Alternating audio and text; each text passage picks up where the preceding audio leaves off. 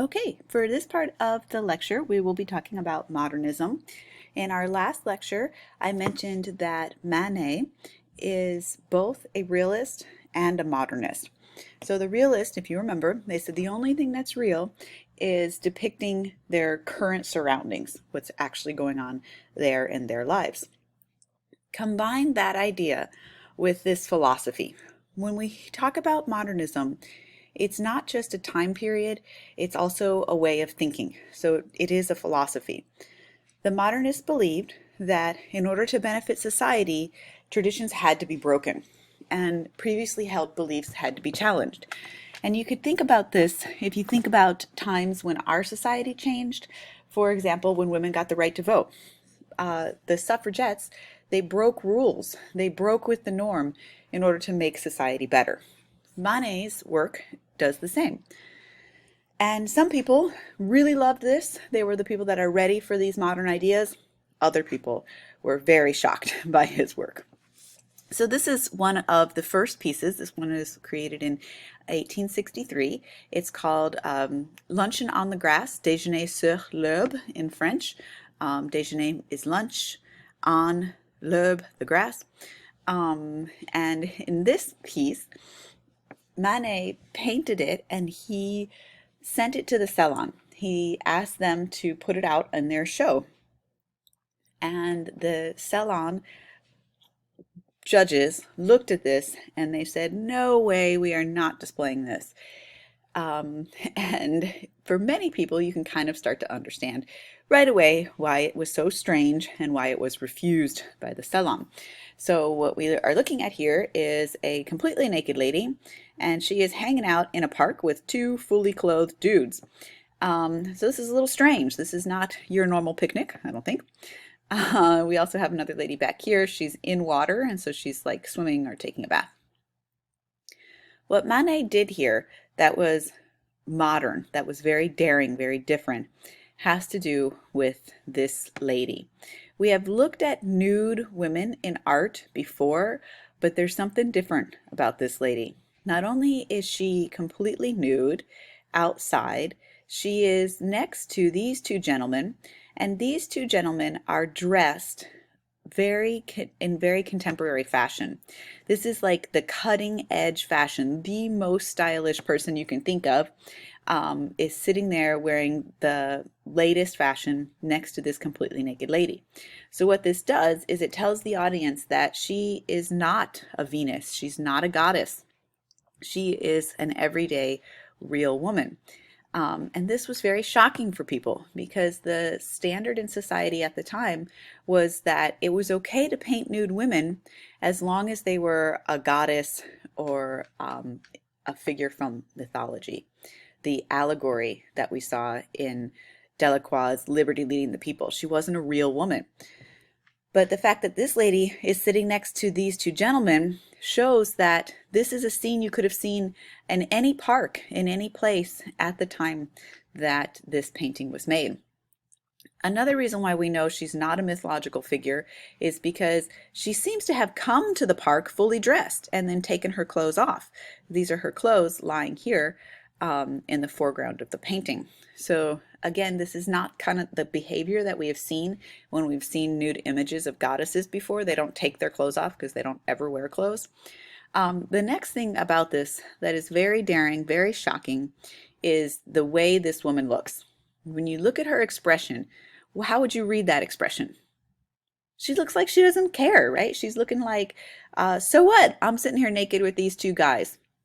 And this was very shocking for audiences because this wasn't the typical behavior that they would expect from a woman, right? Women were not at this time encouraged to own their sexuality or even be so bold to say, hey, I'm breaking these rules and I am not ashamed. And this lady here, she's breaking rules and she does not look ashamed. The last thing about this painting that makes it modern is the way that Manet painted it. When you look closely, you'll notice that he used really loose brush strokes here and here. This is even looser than what we saw with the Romantics. And there he flattened the distance.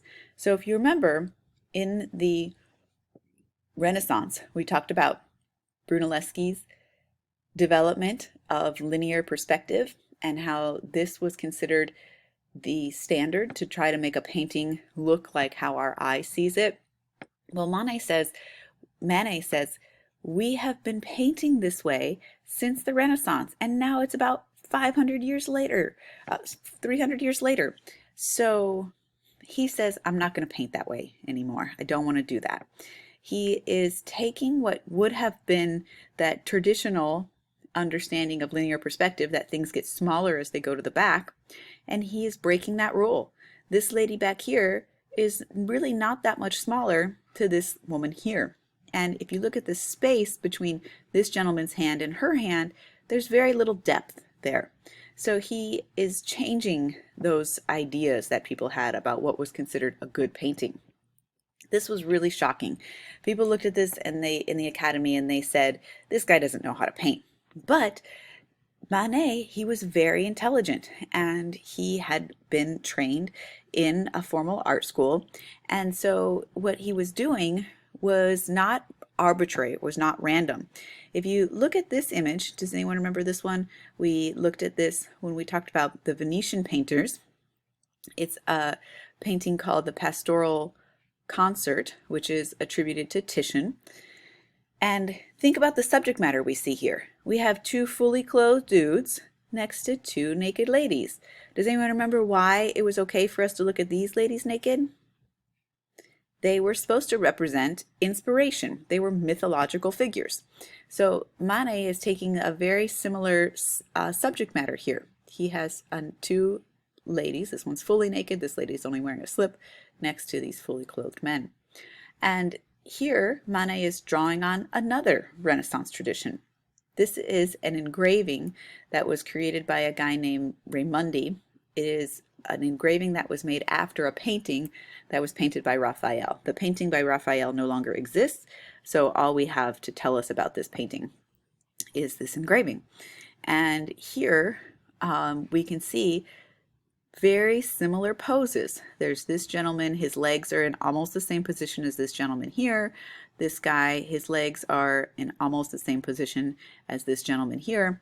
And this figure is in almost the same position here as our nude woman. So what we have to think about is, why would Manet do this?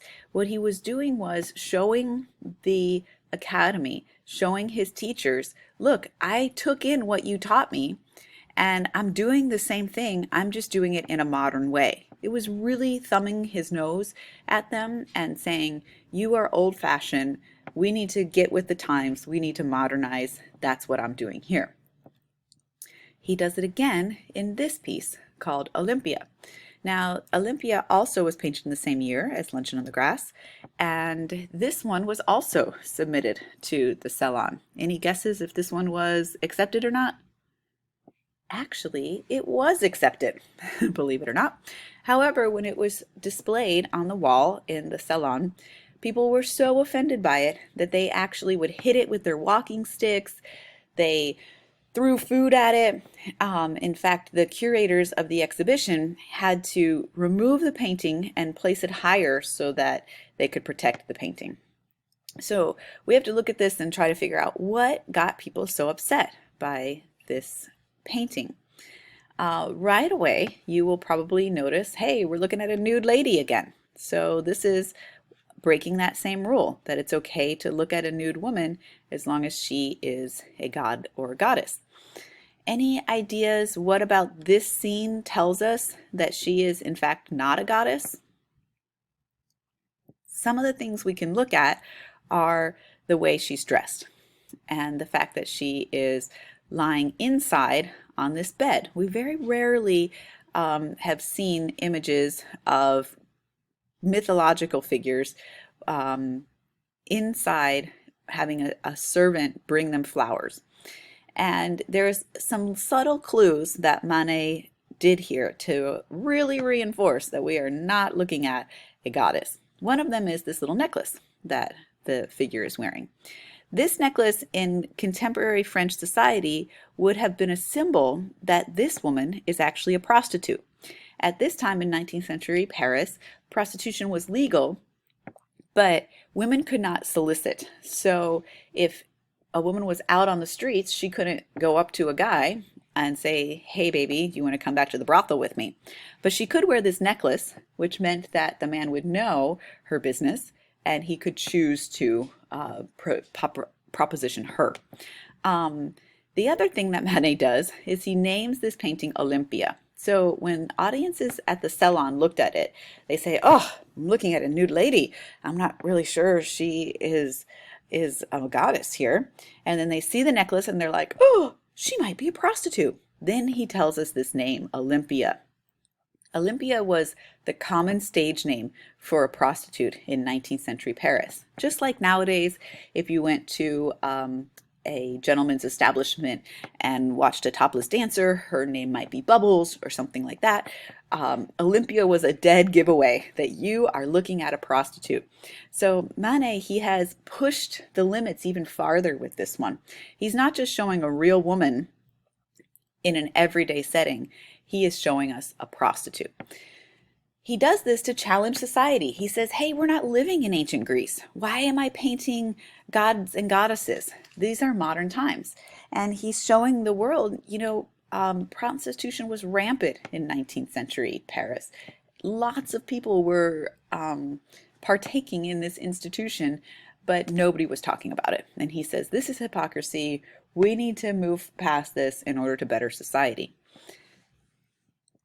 He does the same thing that he did with Luncheon on the Grass, and that is he is drawing on a traditional Renaissance painting that's widely accepted as a beautiful example of high classic art, and he uses this painting for inspiration for his painting. Now this one is Venus of Urbino. We looked at this when we talked about Titian in the Venetian painting section.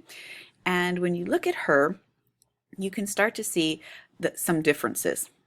First of all, here we're looking at a nude woman. She's inside, which is again a little strange for a goddess, but the artist Titian has reassured us, hey, she's the Venus of Urbino.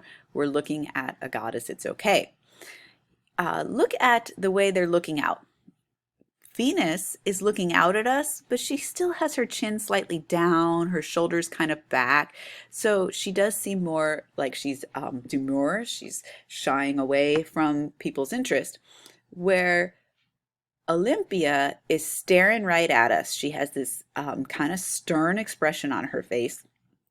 And this again is challenging this idea of how women thought, or how society thought women were meant to behave.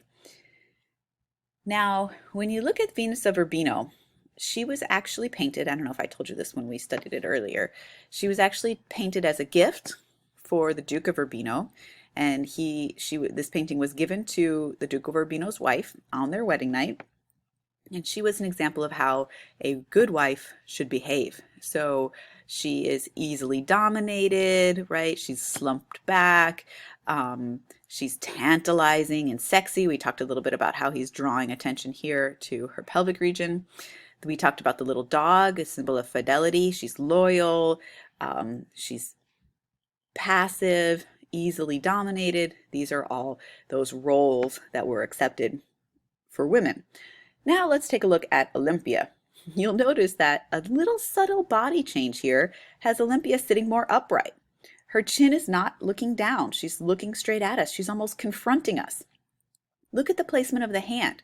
Where this hand is sort of soft and tantalizing, this hand is blocking access to her body. And this was really shocking for people. Women, especially if you entered a brothel, were not supposed to give you a hard time, right? This was supposed to be easy, right? The other thing that Manet does brilliantly is he changes out the animal. Here we have this cozy, adorable little dog. Here we have this very angry cat. The animal is a foil for the woman's personality. Where this woman is not going to fight you, she is peaceful.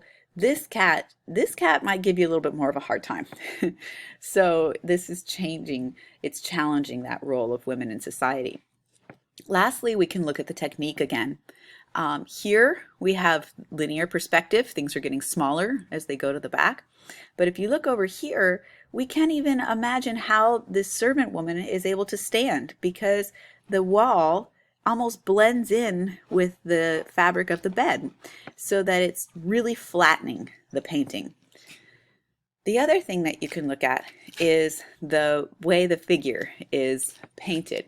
Venus of Urbino has chiaroscuro. See how it looks like it goes subtly from light to dark? She almost looks airbrushed or three-dimensional, like she's popping out of the canvas.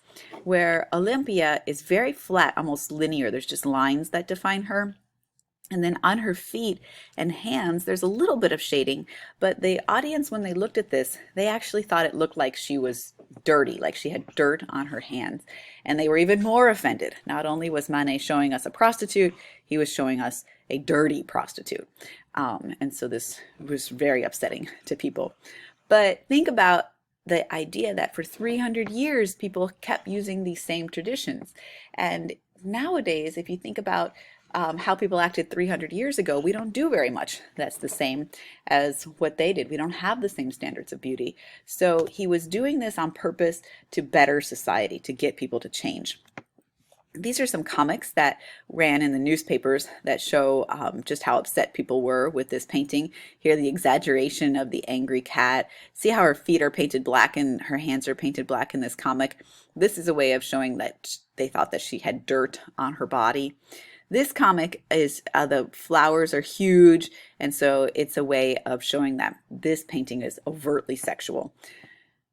Okay, so we're going to hold there on modernism, and we will come back and talk about the birth of photography.